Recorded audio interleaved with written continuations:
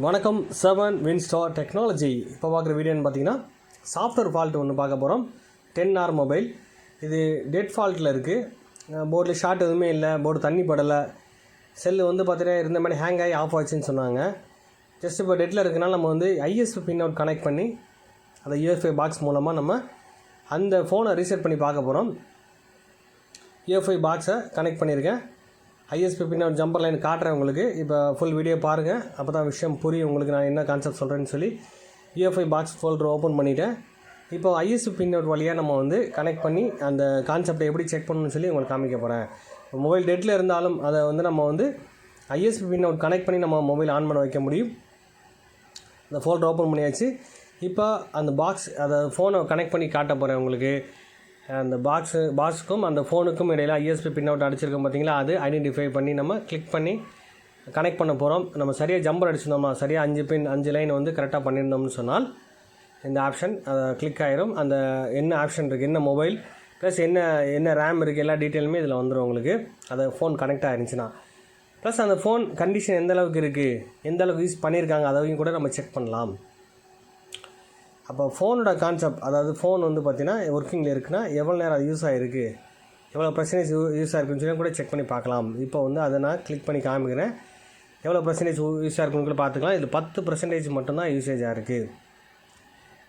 அப்போ இந்த ஃபோன் நல்ல கண்டிஷன் தான் இருக்குதுன்னு சொல்லி தெரிஞ்சுக்கலான்னு சொல்ல வரேன் நான். அதுக்கப்புறம் நெக்ஸ்ட் இதோட ஃபைல்ஸ்லாம் இருக்கா, அழியாமல் இருக்கா, அதை நம்ம பார்க்கணும். யூசர் டேட்டான்ற ஆப்ஷன் இருக்கும். அதில் ஃபுல்லாக வந்து நம்ம அந்த ஃபோனோட டீட்டெயில் எல்லாமே இருக்கும், அந்த ஃபைலும் இருக்கும், ப்ளஸ் யூஸ் பண்ணக்கூடிய கஸ்டமரோட டீட்டெயில் எல்லாமே இருக்கும் அதில். அதை கூட நம்ம வந்து செக் பண்ணி பார்க்கலாம். சரியாக இருக்கான்னு செக் பண்ணலாம், ஃபைல் அழிஞ்சிருக்கான்னு செக் பண்ணலாம். சில ஃபைல் ஃபுல்லாக அழிஞ்சிரும். அப்போ கண்டிப்பாக நம்ம நெக்ஸ்ட்டு வந்து அந்த ஃப்ளாஷ் ஃபைல் நம்ம இன்ஸ்டால் பண்ணி மறுபடியும் நம்ம வந்து அதை ரீட் பண்ணி இப்போ நம்ம ரைட் பண்ணவும் செய்யலாம்னு சொல்கிறேன். ஆல்ரெடி நான் சொல்லியிருக்கேன் உங்களுக்கு. இந்த பாக்ஸை பொறுத்தவரை டேரெக்டாக நம்ம வந்து துருவம் வந்து நம்ம ஐஎஸ்பி பின் கனெக்ட் பண்ணி டேரெக்டாக அந்த இஎம்சி கான்செப்ட்லேருந்து ப்ரோக்ராம் எடுத்துக்கலான்னு சொன்னேன். அப்போ ஒரிஜினல் ஃபைல்ஸ்லாம் ரீட் பண்ணி வச்சுட்டு மறுபடியும் நம்ம வந்து ரைட் பண்ணவும் செய்யலாம்னு சொல்கிறேன். இப்போ ஆல்ரெடி இந்த ஃபைல்ஸ்லாம் கரெக்டாக தான் இருக்குது, இருந்தாலும் மொபைல் வந்து ஆன் ஆகலை. அப்போ நம்ம இதை ரீசெட் பண்ண போகிறோம். அப்போ அந்த செட்டிங்ஸ் எப்படின்னு சொல்லி பார்ப்போம் பாருங்கள். இதில் நார்மல் ரீசெட் பண்ணக்கூடிய ஆப்ஷன் தனியாகவே இருக்குது. ஃபேக்ட்ரி ரீசெட் ஆப்ஷன் தனியாக இருக்கும், ப்ளஸ் எஃப்ஆர்பி அது தனியாகவும் பேட்டர்ன் லாக் தனியாகவும் நம்ம எடுத்துக்க முடியும், ரிலீஸ் பண்ண முடியும். அதில் கீழே வந்து பார்த்திங்கன்னா ஸ்பெஷல் டாஸ்க்குன்னு சொல்லியிருக்கும். அதை கிளிக் பண்ணாலே போதும், அதில் எல்லா ஆப்ஷனும் இருக்கும்.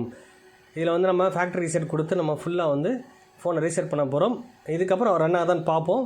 அப்படி இது ரன் ஆகிடுச்சுன்னா ஓகே, ப்ராப்ளம் இல்லை. இல்லைனா திரும்ப நம்ம வேறு ஃபைல் எடுத்து போடணும். ஆல்ரெடி ஃபைல் ஒரிஜினல் நல்லா தான் இருக்குது, இருந்தாலும் நம்ம வந்து ஃபேக்ட்ரி ரீசெட் கொடுத்து பார்ப்போம், கொடுத்து ஃபங்க்ஷன் ஆதான்னு சொல்லி செக் பண்ணி பார்ப்போம். இப்போ எல்லா ஃபைலும் அழிஞ்சிட்டு ஜஸ்ட் அதை ரீசெட் பண்ணிவிட்டு ஃபைல் ஃபுல்லாக ரன் ஆகும் காட்டுறேன் பாருங்கள் உங்களுக்கு. இந்த மாதிரி ஃபைல் கொஞ்சம் நேரம், ஒரு 5 நிமிஷம் 10 நிமிஷம் ஆகுது ரீட் ஆகிறதுக்கு. அப்போ ஒரு கான்செப்ட், ஒரு எந்த விஷயம் பண்ணாலுமே அதை நம்ம முழுமையாக ப்ராக்டிக்கலாக பண்ண தான் நாலேஜ் கிடைக்கும். இதை நீங்கள் வெளியில் எங்கேயும் தேடுற விஷயம் இல்லை. எந்த விஷயம் இருந்தாலும் அந்த இன்ஸ்ட்ருமெண்ட்டை வச்சே நீங்கள் ஃபாலோ பண்ணலாம். அதோட பேசிக் ட்ரிக்ஸை முழுமையாக தெரிஞ்சுக்கணும்.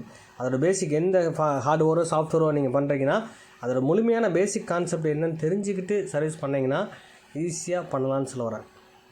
இப்போ இதுக்கு தனித்தனியாக நீங்கள் கோர்ஸ் பண்ணுறதோட நீங்களாக ஓனாக பண்ணும்போது மட்டும்தான் உங்களுக்கு அந்த ப்ராப்ளத்துக்கு அது சொல்யூஷன் கிடைக்கும்.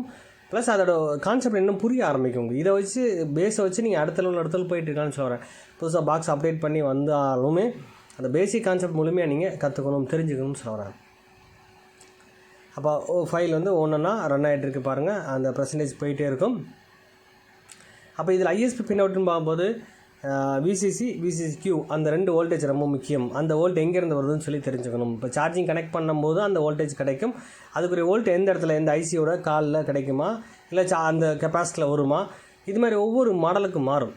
யூஎஃப்ஐ கான்செப்ட் வந்து பார்த்தீங்கன்னா நீங்கள் கூகுளே சர்ச் பண்ணி கூட அடிக்கலாம். ஐஎஸ்பி பின் அவுட் அடித்தாலே அந்த பின் அவுட் ஒவ்வொரு மாடலுக்கும் பின் அவுட் கொடுத்துருப்பாங்க. அதை செக் பண்ணி பார்த்துட்டு கன்ஃபார்ம் பண்ணதுக்கப்புறம் தான் வந்து கனெக்ட் பண்ணும்.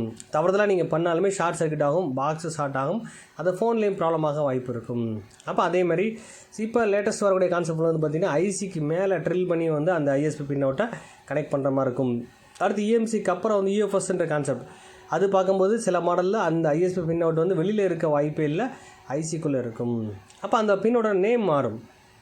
RxTXன்ற அந்த மாதிரி கொடுத்துருப்பாங்க யூஎஃப்எஸ் கான்செப்ட். சாம்சங்கில் RxTXன்ற அந்த பின் டீட்டெயில் கொடுத்துருப்பாங்க. சில வந்து பார்த்திங்கன்னா நம்ம நார்மலாக யூஸ் பண்ணுறது ஐஎஸ்பி கான்செப்ட் பார்த்திங்கன்னா விசிசிக்யூ, அதுக்கப்புறம் சிஎம்டி, சிஎல்கே, அந்த மாதிரி ஒவ்வொன்றுக்கு டேட்டான்னு சொல்லி ஆப்ஷன் கொடுத்துருப்பாங்க. அதை கரெக்டாக ப்ராப்பராக கனெக்ட் பண்ண தெரியணும், ஜம்பர் பண்ண தெரியணும். மெயினாக வந்து ஹார்ட்வேரும் சாஃப்ட்வேரும் முழுமையாக தெரிஞ்சால் தான் நீங்கள் ஃபாலோ பண்ண முடியும். இப்போ வந்து ஆல்ரெடி ஃபுல்லாக ரீசெட் ஆகிடுச்சு கம்ப்ளீட்டாக. இப்போ நம்ம ஃபோனை ரிலீஸ் பண்ணிவிட்டு நான் உங்களுக்கு ஆன் பண்ணி காட்டுறேன்.